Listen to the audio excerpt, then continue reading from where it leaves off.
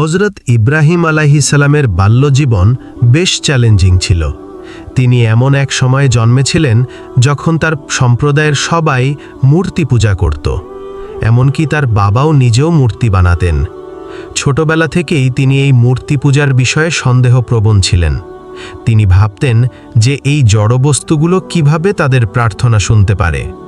তিনি প্রায়ই আকাশের দিকে তাকিয়ে মহাবিশ্বের রহস্য নিয়ে ভাবতেন।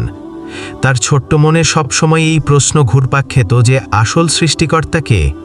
তিনি আল্লাহকে খুঁজতে শুরু করেন এবং অবশেষে সত্য জানতে পারেন। তার ছোটবেলার এই ঘটনাগুলোই পরে তাকে মহান নবী হিসেবে গড়ে তুলতে সাহায্য করে। হযরত ইব্রাহিম সালাম তার বাবার সাথে মূর্তি বানানোর কাজ করতেন। তার বাবা ছিলেন একজন বিখ্যাত মূর্তিশিল্পী এবং ছোটবেলা থেকেই ইব্রাহিম আলাইহিস সালাম তাকে কাজে সাহায্য করতেন। তারা বিভিন্ন আকারের এবং ধরনের মূর্তি বানাতেন। মূর্তিগুলো লোকজন পূজা করত। ইব্রাহিম আলাইহিস সালাম ছোটবেলা থেকেই দেখতেন যে তার বাবা কত কষ্ট করে এই মূর্তিগুলো বানান, আর তারপর লোকজন সেগুলোর পূজা করছে। তার মনে প্রশ্ন জাগত যে যে জিনিস তারা নিজেরা তৈরি করছে সেগুলো কিভাবে তাদের উপকার করতে পারে। তিনি মূর্তি বানানোর সময় প্রায়ই ভাবতেন যে এগুলোর কোনো ক্ষমতা নেই, তাহলে কেন মানুষ এদের পূজা করে। এই কাজটা করতে গিয়েই তার মনে একসময় প্রশ্নটা আরও দৃঢ় হয় যে আসল সৃষ্টিকর্তা কে এবং কিসের পূজা করা উচিত। যদিও তিনি তার বাবার কাজে সাহায্য করতেন, কিন্তু তার মন থেকে এই কাজের প্রতি বিশ্বাস ছিল না। এই কাজটাই তাকে পরে তার সত্যের পথে চলতে সাহায্য করেছিল, কারণ তিনি বারবার দেখতেন যে এই মূর্তিগুলো কতটা ক্ষমতাহীন। তার মনের ভেতরের প্রশ্ন তাকে সবসময় তাড়া করত এবং অবশেষে তিনি আল্লাহর একত্ববাদের সত্যকে উপলব্ধি করতে পারেন। এক কথায় বলা যায়, তার বাবার সাথে মূর্তি বানানোর কাজটাই ছিল তার জীবনের একটা গুরুত্বপূর্ণ অংশ, যা তাকে সত্যের পথে চলতে সাহায্য করেছিল। হযরত ইব্রাহিম আলাইহিস সালাম যখন বুঝতে পারলেন, তখন তিনি প্রথমে তার বাবাকেই সত্যের দিকে ডাকেন। তিনি তার বাবাকে বোঝানোর চেষ্টা করেছিলেন যে এই মূর্তিগুলোর কোনো ক্ষমতা নেই এবং এগুলোর পূজা করা ঠিক না। তিনি তার বাবাকে আল্লাহর একত্ববাদের সত্যের প্রতি আহ্বান জানান এবং বোঝানোর চেষ্টা করেন যে একমাত্র আল্লাহই উপাসনার যোগ্য। তিনি তার বাবাকে নম্রভাবে বলেন যে মূর্তি পূজা হলো ভুল পথ এবং এটা তাদের কোনো উপকার করতে পারবে না। তিনি তাকে সঠিক পথের প্রতি আসার অনুরোধ করেন, কিন্তু তার বাবা তার কথা শুনেননি এবং তার নিজের পথেই অটল থাকেন।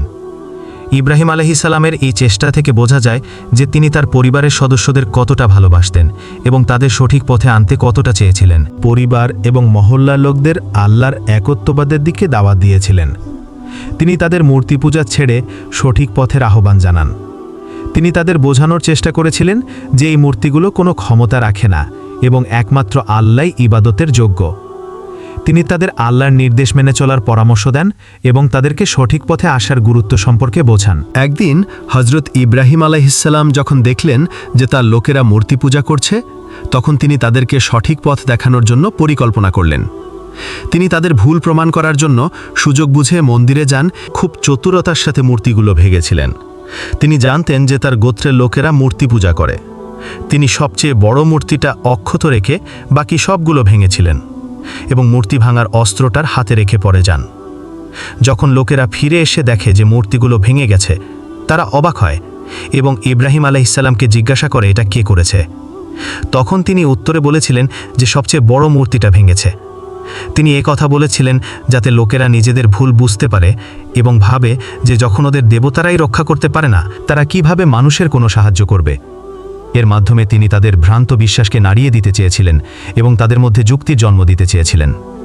তিনি আশা করেছিলেন যে এর মাধ্যমে তারা নিজেদের ভুল বুঝতে পারবে এবং সঠিক রাস্তা খুঁজে পাবে। হযরত ইব্রাহিম আলাইহিস সালাম যখন লোকদের মূর্তিগুলো ভেঙে ফেলেন, তখন নমরুদ ভীষণ রেগে গিয়েছিলেন।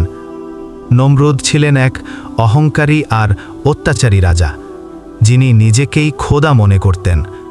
তিনি ইব্রাহিম আলাইহিস সালামের এই কাজকে নিজের ক্ষমতার প্রতি চ্যালেঞ্জ হিসাবে দেখেছিলেন। তিনি তাকে ডেকে পাঠান এবং প্রশ্ন করেন কেন তিনি মূর্তিগুলো ভেঙেছেন। ইব্রাহিম আলাইহিস সালাম সাহসের সাথে জবাব দেন যে এই নির্জীব মূর্তিগুলোর কোনো ক্ষমতা নেই আর শুধুমাত্র আল্লাহই ইবাদতের যোগ্য। নমরুদ এতে আরও রেগে যান এবং তার প্রজাদের আদেশ দেন যে ইব্রাহিম আলাইহি নামে যে যুবক তাদের দেবদেবীদের অপমান করেছে তাকে যেন আগুনে ফেলে দেওয়া হয়। তারা বিশাল এক আগুন জ্বালায় এবং ইব্রাহিম আলাইহিসসালামকে তার মধ্যে ফেলে দেয়, কিন্তু আল্লাহর হুকুমে আগুন তাকে স্পর্শ করতে পারে না, আর ইব্রাহিম আলাইহিসসালাম অক্ষত অবস্থায় বেরিয়ে আসেন। এটা ছিল নমরুদ আর তার প্রজাদের জন্য একটা বড় শিক্ষা। যদিও নমরুদ তার ক্ষমতা দেখানোর চেষ্টা করেছিল, কিন্তু আল্লাহ দেখিয়েছিলেন যে তিনিই সবচেয়ে শক্তিশালী, আর তার ইচ্ছাই সবকিছু নিয়ন্ত্রণ। ইব্রাহিম আলাইহিসসালামকে আগুনে ফেলার সময় বেশ কিছু সমস্যা হয়েছিল। নমরুদ আর তার লোকেরা বিশাল এক আগুন জ্বালায়, কিন্তু সেই আগুন এত বড় ছিল তারা ইব্রাহিম আলাইহিসসালামকে সরাসরি আগুনের মধ্যে ফেলতে পারছিল না। তখন তারা একটা দূরপাল্লার যন্ত্র বানায়, অনেকটা ক্যাটাপোল্টের মতো, যার মাধ্যমে তারা ইব্রাহিম আলাইহিসসালামকে আগুনের মধ্যে ছুঁড়ে ফেলতে পারে। সেই সময় শয়তান নাকি একটা ছোট পাখি হয়ে এসে সে আগুনে আরও ফুঁ দিচ্ছিল, যাতে আগুন আরও জ্বলে ওঠে আর ইব্রাহিম আলাইহিসসালামের কষ্ট আরও বাড়ে।